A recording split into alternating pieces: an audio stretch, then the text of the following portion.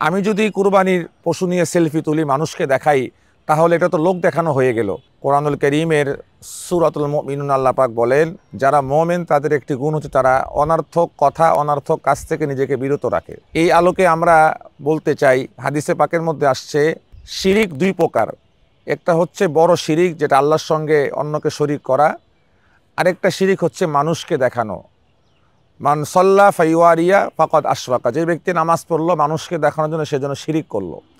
এই ক্ষেত্রে দেখা যায় আমরা যারা কুরবানি একটা আল্লাহ পাক রব্বুল আলামিনের বিশাল একটি সুন্দর আমল, ভালো আমল, এই আমলে শয়তান আমাদেরকে অনেক সময় ধোঁকা দিয়ে দেয়। আমাদেরকে শয়তান অনেক সময় বিভিন্ন কুমন্ত্রণা দিয়ে আমাদের দ্বারা গুনাহের কাজ করায়।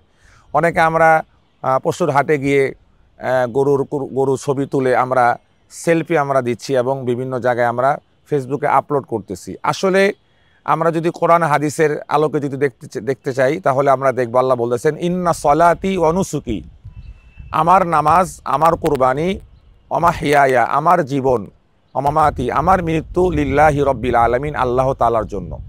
আরেক জায়গায় আসছে লা ইয়ানালাল্লাহু লুহুমুহা ওয়ালা দিমাউহা, আল্লাহর কাছে বান্দার গোস্ত যায় না, কুরবানি পশুর গোস্ত যায় না, রক্ত যায় না, ওয়ালা ইয়ানালুহুত তাকওয়া মিনকুম, আল্লাহ পাক দেখে কোন ব্যক্তি এই কুরবানি আল্লাহর জন্য করছে।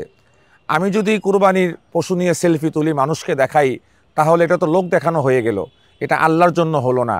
এজন্য মোহতারাম হাজিরিন, এই গরুর সঙ্গে পশুর সঙ্গে সেলফি তুলে ফেসবুকে আপলোড করা এটা আসলে অনর্থক একটি কাজ, যে কাজের দ্বারা দুনিয়াতেও কোনো উপকার আসবে না, আখিরাতেও উপকার আসবে না। অতএব আমরা আমাদের সমস্ত আমল আল্লাহর জন্য করব, মানুষকে দেখানোর জন্য করব না।